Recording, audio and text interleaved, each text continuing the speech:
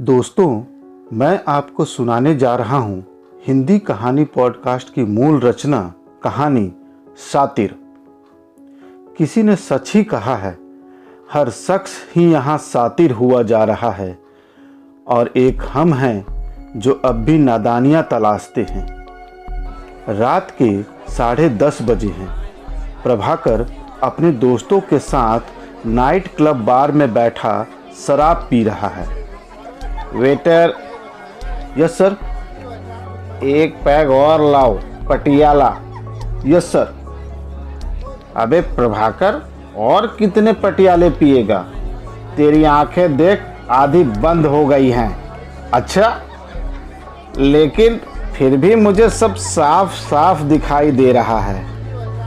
तब विनय प्रभाकर की तरफ अपनी 2 उंगलियां दिखाकर कहता है, अच्छा ये बता कितनी उंगलियां हैं? ये 3।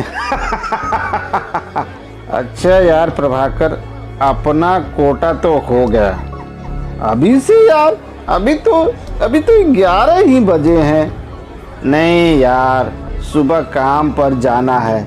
अब हमारी कोई अमीर बीवी तो है नहीं कि घर पर बैठकर खा सके जैसा कि तू करता है। रात के 11:30 बजे प्रभाकर लड़खड़ाते हुए अपने घर में एंटर करता है। आ गए तुम? हाँ, डार्लिंग तुम सोई नहीं अभी तक? तुम्हारा ये पीना बंद होगा या नहीं? बस 2 ही पैक पी है मैंने। अपने पैसे से पियोगे तो पता चलेगा। हाँ, अरे अलका डार्लिंग, तुम्हारे पैसे मेरे पैसे एक ही बात है। शर्म नहीं आती तुम्हें मेरे टुकड़े पर पलते हुए? बस तुम्हारे टुकड़े पर नहीं पलता हूं मैं। एक लंगड़ी से शादी करने का नतीजा है ये। लंगड़ी हूं तो क्या हुआ, एक दिल भी है मेरे पास जिसकी परवाह तुम्हें बिल्कुल नहीं है। अगर इस लंगड़ी ने तुमसे शादी न की होती तो ये सब ऐसो आराम होता तुम्हारे पास। ये घर, ये दौलत, इस घर और दौलत की बहुत बड़ी कीमत चुकाई है मैंने। अरे तुम्हारे हाथों अपनी जिंदगी बेच दी है मैंने। थू है ऐसी जिंदगी पर। वो भी कोई जिंदगी थी तुम्हारी? हैसियत क्या थी तुम्हारी? तुम थे क्या? तुम आज जो कुछ भी हो मेरी वजह से हो, मेरे बनाए हुए हो, वरना आज तुम सिर्फ एक भिखारी होते। भिखारी, जबान संभाल के अपनी। भिखारी हो तुम। मुंह बंद कर अपना। क्यों, कानों में आग लग रही है क्या? भिखारी हो तुम। मैं ये किस्सा आज खत्म ही कर दूंगा। आज तेरा काम तमाम कर दूंगा मैं।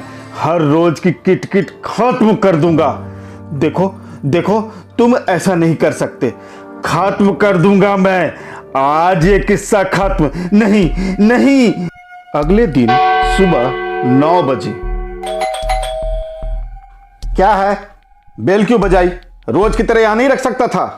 रख सकता था, पर एक बार नीचे तो देखो। यहाँ सब तरफ कीचड़ ही कीचड़ फैला हुआ है। लगता है आपके यहाँ सीमेंट का कुछ काम हुआ है। हमारे यहाँ? नहीं, हमारे यहाँ तो नहीं। शायद पड़ोस में हुआ होगा। क्या साहब, एक बच्चा भी देखकर बता सकता है कि ये पानी आपके यहाँ से आ रहा है। आप बताना नहीं चाह रहे तो मुझे क्या, पर कल से दूध की थैली तभी रखूंगा जब यहाँ कीचड़ नहीं होगा। रात को 10 बजे बार में। अरे कहाँ रह गए थे प्रभाकर? क्या बीबी ने पकड़ रखा था क्या? अरे नहीं विनय, वो बीबी की तबीयत कल से खराब है ना। ये लो, अब जरा सी तबीयत खराब हुई तो क्या पैर दबाने बैठ गया था? हाँ, बैठ गया था। तेरे बाप का क्या? अबे गरम क्यों होता है? जब बीबी का खाता है तो इतना तो करना ही पड़ेगा ना। देख, तुझे मालूम है मैं बीबी का नहीं खाता हूँ। मैं एक आर्किटेक्ट हूँ। देख प्रभाकर, तेरे पैसे से दारू पीता हूँ इसका मतलब ये नहीं कि तू कुछ भी गप्पा मारेगा और उसे सह लूंगा मैं। गप्पा? गप्पा मतलब? बता बता, गप्पा मतलब? अबे तू कितना बड़ा आर्किटेक्ट है हमें सब पता है, और गुलाम को गुलाम कहने में क्या गलत है? तू गुलाम, तेरा बाप गुलाम साले। यह कहकर प्रभाकर विनय से हाथापाई करने लगता है। बार में मौजूद बाकी लोग बीच बचाव करते हैं। देखो साला अपने आप को आर्किटेक्ट कहता है। अरे ये मिस्त्री था, मिस्त्री, सीमेंट लगाने वाला मिस्त्री। ये अभी भी वही करता होगा, टाइल्स लगाता होगा, टाइल्स निकालता होगा, साला खड़िया। अगले दिन सुबह 9 बजे पुलिस इंस्पेक्टर कामत प्रभाकर के घर पहुंचते हैं। आपके खिलाफ एक रिपोर्ट दर्ज कराई गई है। रिपोर्ट? कैसी रिपोर्ट? आपकी कल रात किसी से लड़ाई हुई थी नाइट क्लब बार में। आपके दोस्त विनय ने कंप्लेन दर्ज करवाई है कि कल रात आपने उसे जान से मारने की कोशिश की है। सर, वो जरा सी बात का बतंगर बना दिया होगा उसने। वैसे झगड़ा किस बात पर हुआ था आप दोनों का? नहीं सर, नहीं, ऐसी कोई बात नहीं थी, बस थोड़ी सी ज्यादा पी ली थी हम दोनों ने। तभी इंस्पेक्टर की छड़ी हाथ से छूटकर फर्श पर गिरती है और फर्श पर लगे टाइल्स की तरफ इंस्पेक्टर की नजर जाती है। अरे ये क्या? ये टाइल्स के डिजाइन उल्टे कैसे हैं? तुम तो आर्किटेक्ट हो ना, फिर ये कैसे टाइल्स लगाए हैं तुमने? पैटर्न ही पलट दिया। ये क्या चक्कर है? लगता है जैसे जल्दीबाजी में टाइल्स लगाया गया है। नहीं नहीं नहीं नहीं सर, वो टाइल्स लगाते समय सीमेंट बदल गया था जी। सीमेंट की बात से ही झगड़ा हुआ था ना तुम्हारे और विनय के बीच? विनय ने तुम्हें मिस्त्री कहा? जी, वो मेरे और मेरी बीवी के बारे में कुछ कहा और मैं बर्दाश्त नहीं कर सका, और मैं बस। बाय द वे, आपकी बीवी दिखाई नहीं दे रही है, कहाँ है वो? जी, वो बीमार है, सो रही हैं ऊपर। जरा बुलाइए उन्हें, कुछ पूछताछ करनी है। आपके दोस्त ने कुछ और बातें भी बताई हैं, जरा जल्दी कीजिए। जी अच्छा। यह कहकर प्रभाकर सीढ़ियों से ऊपर चला जाता है अलका को बुलाने। इधर इंस्पेक्टर की नजर वापस टाइल्स पर टिक जाती है। फर्श के कुछ हिस्से की टाइल्स का पैटर्न था ही कुछ अजीब सा। सर, वो आ नहीं सकती। आ नहीं सकती? अच्छा, तो हम ऊपर चलते हैं। अभी इंस्पेक्टर ने 4 सीढ़ियां भी नहीं चढ़ी थी कि सर, मैं अपने सारे गुनाह कबूल करता हूं सर। जी सर, मैं अपनी सारी गलतियां मानता हूं सर, प्लीज। अब आया न रास्ते पर? जी सर, मैं मानता हूं मैंने अपने दोस्त को नशे की हालत में मारा, गालियां भी दी उसे, लेकिन सर मेरे ऊपर हत्या करने का इल्जाम ना लगाएं, प्लीज सर। ठीक है, पर आप पुलिस स्टेशन जरूर आएं, डोंट फॉरगेट। प्रभाकर इंस्पेक्टर को बाहर तक छोड़ने आता है और इंस्पेक्टर के जाते ही वो जैसे ही घर के अंदर जाने के लिए पलटता है, सुनिए मिस्टर प्रभाकर, 1 मिनट रुकिए। हेलो मिसेस गुप्ता, ये पुलिस यहाँ क्यों आई थी? अरे वो इंस्पेक्टर मेरा दोस्त है, बस मिलने आया था यूं ही। और आपकी वाइफ नहीं दिखाई दे रही है 2 दिनों से। जी, अलका की तबीयत ठीक नहीं है। अच्छा, चलो मैं आती हूं उसे देखने। पड़ोस में भी रहकर मालूम नहीं चला हमें। मिसेस गुप्ता प्लीज देखिए, अलका बहुत बीमार है। लेकिन हुआ क्या है उसे? डॉक्टर क्या कहता है? वो डॉक्टर का कहना है कि अलका बहुत बीमार है, उसे तंग मत कीजिए, आराम करने दीजिए उसे। आपकी वाइफ क्या कहती हैं? जी, वो चुप है, कुछ नहीं कहती। मुझे देखने दीजिए वो कैसी है। मिसेस गुप्ता, आप समझ नहीं रही हैं। अगर आपके डिस्टर्ब करने से मेरी बीवी को एक बार फिर से अटैक आया तो क्या आप अपने आप को माफ कर पाएंगी? वो अटैक से मर सकती है। ठीक है बाबा, नहीं जाती डिस्टर्ब करने, पर खाने पीने का क्या कर रहे हो तुम? और उसको कौन खिला रहा है? देखिए ना, सारा काम छोड़कर घर में बैठा हूं मैं। अच्छा, मैं किसी सर्वेंट का इंतजाम कर देती हूं। कुछ घंटों बाद हाँ साहब, मिसेज गुप्ता ने बताया मुझे कि सर्वेंट चाहिए आपको, लेकिन मेरे पास तो बहुत काम है, मैं नहीं आ सकती। हाँ, मेरी एक जान पहचान वाली है, पूजा नाम है उसका। उसका कोई नहीं है, उसके आदमी की मौत हो गई है, बेचारी बहुत दुखी है, दूर रहती है, लेकिन आ जाएगी 2 दिनों के बाद। देखो पूजा, तुम यहाँ खाना बनाना और घर की सफाई करना, लेकिन सिर्फ नीचे की, ऊपर की नहीं। ऊपर मेरी वाइफ का कमरा है, वो बहुत बीमार है, उसे बिल्कुल तंग मत करना। मगर मैं एक बार उनसे मिल तो लूं। हाँ, नहीं, बिल्कुल नहीं। क्या वो उठ भी नहीं सकती? हाल बहुत खराब है, बहुत खतरनाक बीमारी है, किसी को भी लग सकती है। और सुनो, क्या है कि लोग तरह तरह की बातें करते हैं, इसलिए यहाँ की बात किसी को बताना नहीं, समझी कि नहीं? जी, मैं किसी को नहीं बताऊंगी। उसी दिन दोपहर को, अरे प्रभाकर जी, आप कैसी हैं अलका? कुछ आराम मिला? हेलो मिसेस गुप्ता, मैंने डॉक्टर बदल दिया है, अभी आए थे। क्या अभी तक वही हाल है? जी, लगता है बहुत खतरनाक बीमारी लग गई है। डॉक्टर ने मुझे भी संभल कर रहने को कहा है। शायद मुझे भी बीमारी लग गई है मिसेस गुप्ता। मैं आता हूँ कल परसों आपके घर सारा हाल बताने। नहीं, कोई ज़रूरत नहीं, जब सब ठीक हो जाएगा ना तब आना हाल बताने, ठीक है? मैं अभी चलती हूँ, ध्यान रखना। प्रभाकर वापस घर के अंदर आता है। इधर पूजा ने लंच तैयार कर लिया है और प्रभाकर अलका की थाली लेकर ऊपर वाले कमरे में जाता है। कुछ देर बाद वह थाली लेकर नीचे आता है। खाना खा लिया उन्होंने? हाँ। अरे वाह, मैडम ने सारा खाना खा लिया। हाँ, अलका को खाना पसंद आया, खाने की तारीफ कर रही थी। अच्छा, अब आप बैठिए ना, आपके लिए भी खाना परोस देती हूँ। अरे नहीं, आज मेरी तबीयत ठीक नहीं लग रही है, मैं बाहर काम से जा रहा हूँ, तुम खाना खा लेना, रात के खाने से पहले आ जाऊँगा। और इस तरह पूजा धीरे धीरे कुछ दिनों में ही प्रभाकर के घर के साथ साथ प्रभाकर के दिल में भी जगह बना लेती है। प्रभाकर को भी पूजा अच्छी लगने लगी। अब वो दोनों कई बार बाहर घूमने जाते, फिल्में देखते और साथ साथ वक्त गुजारते। सुनो,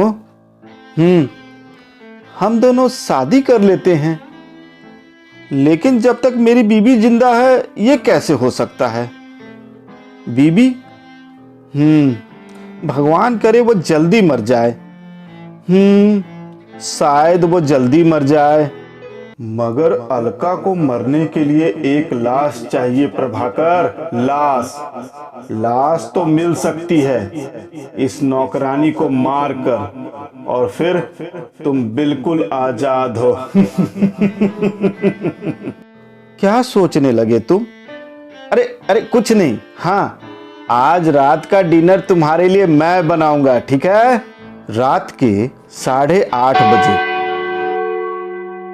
कितना अजीब लग रहा है, मैं यहाँ रानी की तरह बैठी हूँ और तुम वहाँ खाना बना रहे हो। भाई, अब तो तुम रानी हो इस घर की, समझ लो कि आज से हमारे दिन बदल गए। लो, ये रही तुम्हारी थाली, लो तुम आराम से खाना खाओ और मैं तुम्हें बैठकर देखूंगा। खाओ ना। खाना तो बहुत अच्छा बना है, तुम भी मेरे साथ खाओ ना।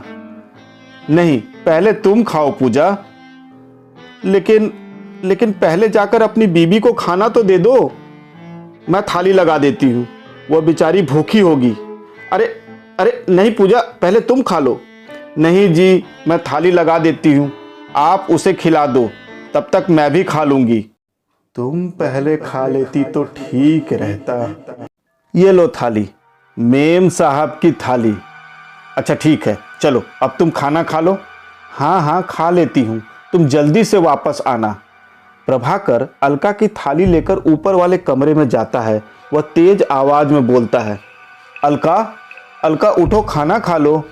अलका देखो, गर्मा गर्म खाना है, खा लो। प्रभाकर थोड़ी देर बाद अलका की जूठी थाली लेकर वापस नीचे किचन में आता है। इस वक्त पूजा बर्तन धो रही है। खाना खा लिया उसने? हाँ, खा लिया। पूजा बर्तन को फर्श पर फेंकती हुई खुशी से चीखी। हा, कल से मैं उसके लिए खाना नहीं बनाऊंगी। क्या मतलब? कल से मैं सिर्फ हम दोनों के लिए खाना बनाऊंगी। मतलब उसका खेल खत्म हो गया है। मैं उसको देखना चाहती हूँ। मैं उसको मरा हुआ देखना चाहती हूँ।